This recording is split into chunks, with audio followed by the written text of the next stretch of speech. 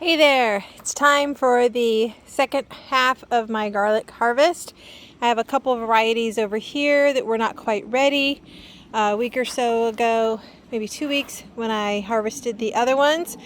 But these are now ready, and like I mentioned in the other video, what you're looking for is for the bottom 3 or 4 leaves to get dried up and crispy like this. They almost disappear. So the other thing that you will notice is your garlic patch will all of a sudden start to look kind of sad. And when I think about what this looked like a few weeks ago compared to today, it looks like things have died, and they haven't.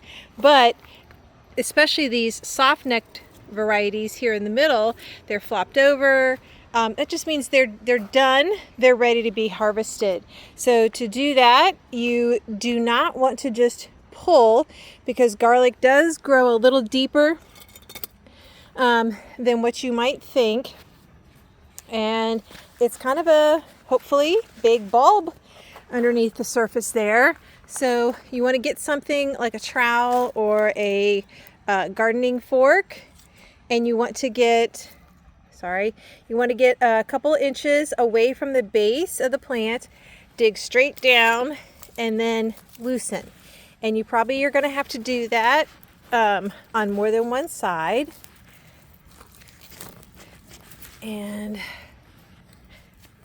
there.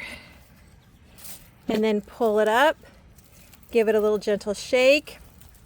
Now, I purposely have waited a few days since we had a bunch of rain, because you don't want to manhandle this too much. That paper that will eventually form as it sits and cures, it has not really turned papery yet, and it's still very delicate.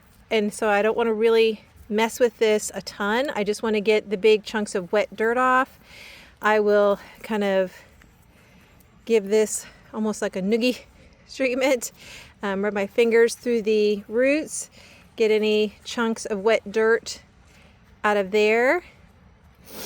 And then that's as much as I'm going to do. Any dirt that remains will dry as it sits and cures. And what that just means is I'm going to take all of these, I'm going to put them on metal racks in my basement and let the papers start to dry out. I'm going to also let the green that's in the stalk that's still here fully get pulled by the bulb down into here. It'll just take all of that nutrition, whatever, I don't know what you call it actually. But those greens will dry down, and it's putting more stuff still into the bulb. And then when this has fully gotten like these brown crispy leaves, whoop, that one fell off, like the brown crispy leaves that are at the base, when it's all like that, and these roots will have dried up, then what we'll do is we'll come in and we'll snip these off, being careful not to snip anything on the bulb. We'll cut off the stalk about here, and then that will give us some garlic that will be perfect to be able to store for however long, all through until next summer when we're harvesting garlic again. So this is a chestnut red variety that's a hard neck. So I've got about 3 or 4 rows of that to pick this morning, as well as a few of a soft variety called Nootka Rose. So I'll show you what they look like when I get them all harvested. And that'll be it for our garlic harvest this year. Okay, you can see here all of the garlic has been pulled out of the garden bed. I've got the 2 varieties here. Not very much of the soft neck, but that's okay. I don't know if I'm going to even continue growing soft neck. The cloves tend to be smaller. There's more of them, but they're smaller. And for what I want garlic for, I would prefer to have large bulbs, even if it's large cloves, even if it's less per bulb. The chestnut red, there's some variety in the size of the the bulbs. There's some that are on the small side, but then there's also quite a few that are rather large. So I'm good with it. My goal in harvesting at this point is to get as much of the mud off as I can. Again, you don't want wet mud sitting on them if you can avoid it while they are curing, because that leaves a potential for bacteria to grow or mold or rot. And I think we got a good job.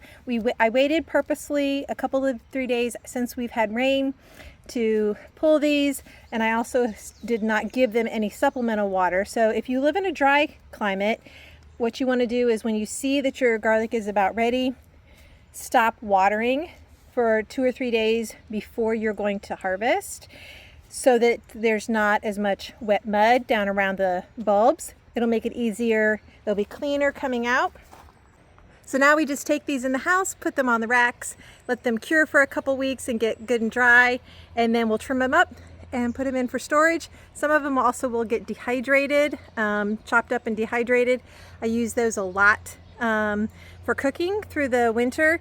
It just saves a step of having to chop it up, and it works just as well as fresh. So thanks for joining me here today in Aunt Susan's garden.